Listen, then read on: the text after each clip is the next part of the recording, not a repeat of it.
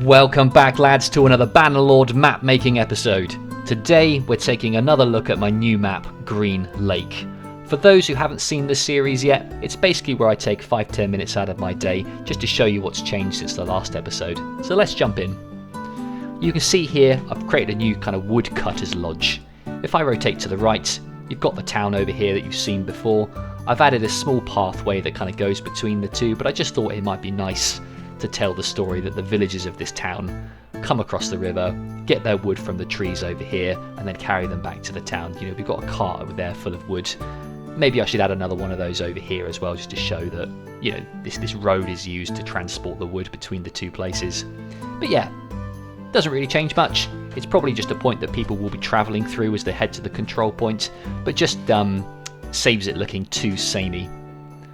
Moving over here, I've modified this area slightly. There's a bit more elevation and trees in the backdrop.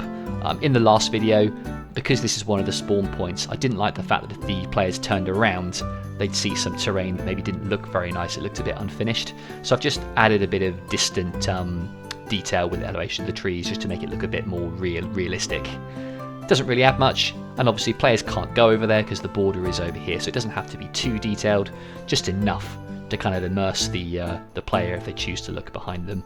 While I'm here as well, you'll probably also notice we've got a small set of these kind of slightly higher bushes mixed into the landscape. I thought the old grass was a bit flat, so I've just added these very sporadic clumps of slightly bushier grass here and there. Again, just to change it up a little bit, so as you travel through, you know, you've got a bit more variety to the landscape. I thought that looked quite nice. So let's move over here. Here, I've updated the river slightly to make it wider with a few of these kind of small islands. If I just zoom out slightly, I didn't like the fact before that more or less all of the river was the same width. You know, no matter where you were, the river crossings were identical in all places. So I've added this section here just to kind of change it up a little bit, and again add a bit of realism. You'll probably hear me say that word quite a lot in this video. This is definitely what I might call a realism pass. But I just thought if there's a team defending the control point over there on the hill, another team's coming across, it might be quite nice to create an area where a battle could actually happen inside the river. So rather than a river just being a point that players have to cross, it's actually a feature now. You know, you can actually go into the river. It's shallow enough to stand in, you know, and actually have a battle in here. You know, archers could stand on the riverbank, fire into the melee that might be happening in these islands. Cavalry obviously have to be quite careful because the water will slow them down, but it shouldn't impede them too much. I think, you know, if they jump at the right time to the islands, they can probably avoid the penalty for going in the water. Over here, a couple of changes. We've now got an official control point A. While I always said this would be a control point, we didn't have the flag until recently. So this is where a player will actually need to stand in order to take control point A. There's also a bit more variety to the ruins. You can see these nice kind of horizontal pieces. I've tried to embed them into the ground so that whether you're infantry or cavalry, it shouldn't impede your progress too much because you'll be able to walk over these no problem. I guess if you're cavalry, just one thing to watch out for are these tiny little lips. If you're coming around here, that might stop you in your tracks, you know, and leave you susceptible to infantry then coming in and taking you out. But yeah, I think it's coming together that bit. Moving around the corner. Not too many changes around here. This all is pretty much the same. Maybe just one thing to mention is that I've added quite a lot of pebble effects to the riverbed now. You'll see there's a bit more of this going through the whole map. I just thought the pebbles made the riverbeds just seem a bit more realistic than they did otherwise. I mean, actually, if I travel back to this one, you can see here the pebble effect's quite nice. I've got a few bits of kind of raised pebbles with the extra kind of foliage you can add to the painted terrain. What else is new? I can't remember if these were in the last one, but I've added these flowers as well. They don't appear everywhere, just in the sections closer to the riverbank. But I just thought, you know, next to the water source, things are a bit more luscious. You've got a bit more vibrant green grass going on around the edges. I thought it made sense for there to be some more flowers kind of around the riverbank. So, you know, over here there's quite a few. They're a bit more sporadic in other parts of the map. So let's head over to the second spawn point area, just to show you quickly. I've given it the same treatment as the other spawn area over there. Players look behind them, they're going to see some landscape now that looks a bit more realistic, less flat and open, so quite happy with that. As we head towards the town, a couple of small changes here. There used to be a kind of shed that stood very awkwardly on the hillside just here, so I've removed that because I didn't really like how that looked.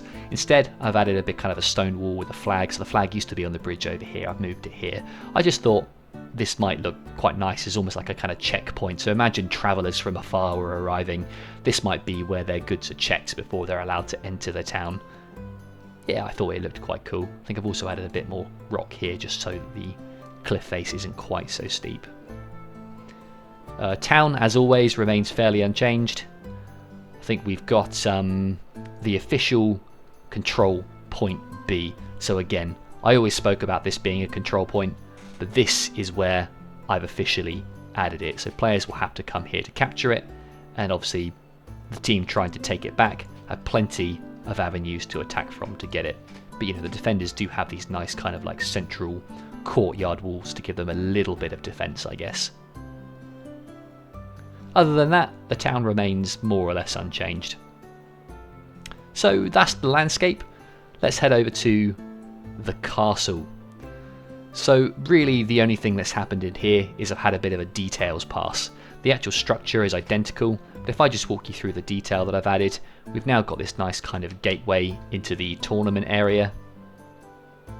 We've also got interiors fleshed out with far more props and effects, so you can see here's all the training equipment for the people that might be using the training area.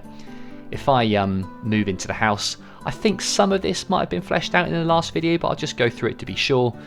We've also got some detail in the kind of kitchen area, some benches, a kind of lounge area over here. I've added in the wall partitions. I tried to leave this area as open as possible because at the end of the day, this is a battle map. I want to make sure that players who are fighting do have room to maneuver and fight. So again, if things weren't going well, this would be a great place to mount a last stand. Going up the staircase, the second floor has been nicely fleshed out. I think last time you saw this, there was probably just a few things in the corner over here, but all this was empty. So just to give you a bit of information about my background, my missus does actually work in interior decor or show home design. So, you know, I've learned one or two things from her. I'm not an expert, but I like to think I've done an okay job. You know, she'd probably give me a solid 5 out of 10 for this. So let's take a look at these. We've got a bedroom, a couple of cabinets, things on the wall, carpets, benches, some chests over here, a nice kind of like bedroom lounge area with storage. I've also added this partition for the wall just so it kind of breaks the loft area up into almost this room and this room. So moving on to this side again, this all is pretty much the same. I've added some chests, a kind of a desk area. You know, if this was modern day, you might have a computer on here, but you know, as it's Viking times, I imagine there's probably going to be some drinks in the cabinets and stuff. Yeah, I reckon I could add a few more things here just to really kind of spice it up. Added a little hatch here, thought it looked quite cool. It just means that as you're coming up the stairs, you can kind of get a view into the room beyond and just kind of see if there's anyone hiding around the corner. Moving up the stairs, this is probably my favourite room in the house. Looks quite cosy. Again, you just got another bedroom.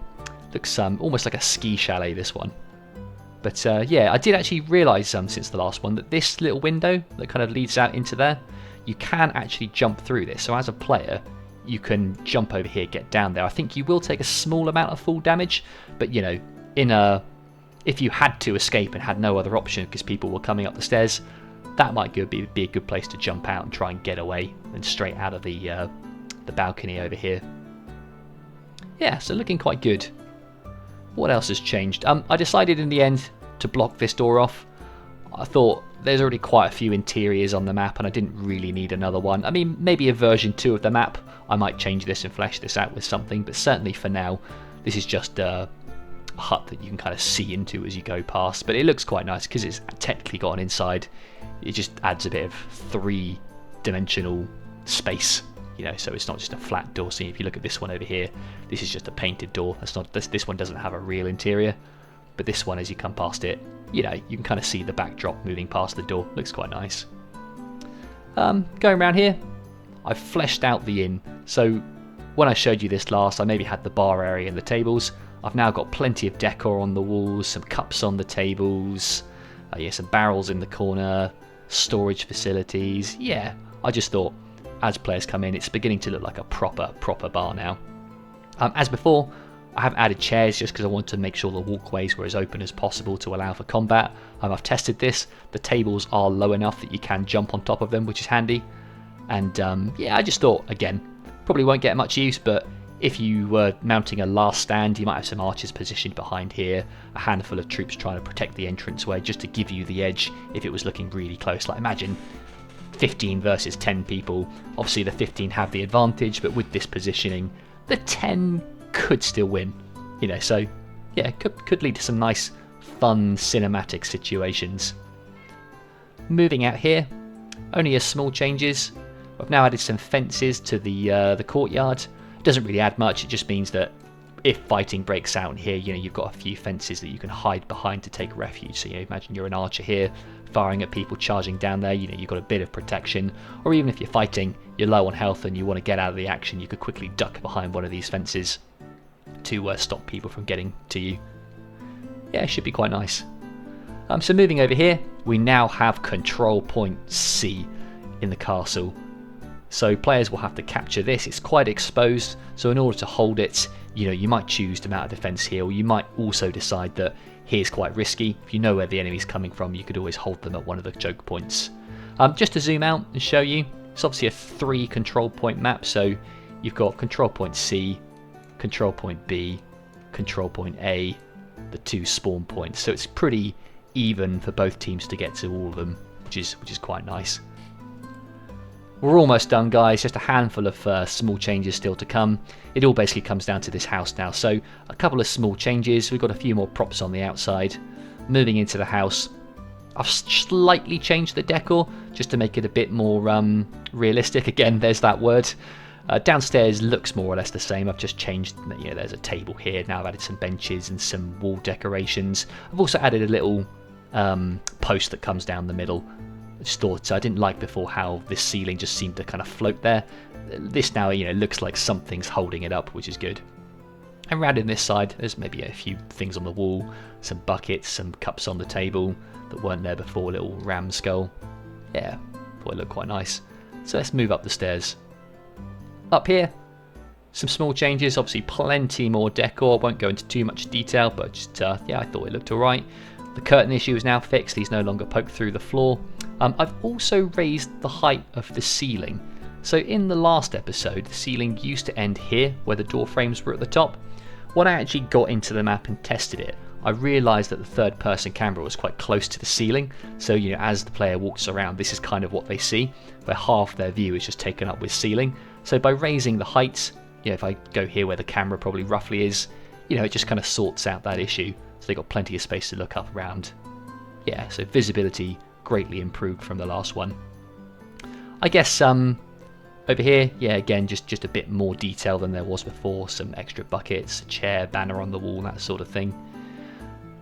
The original idea was for this balcony, obviously, to help players fire into attackers, or, you know, even if you are the attacker, you could attack the defenders who might be over here.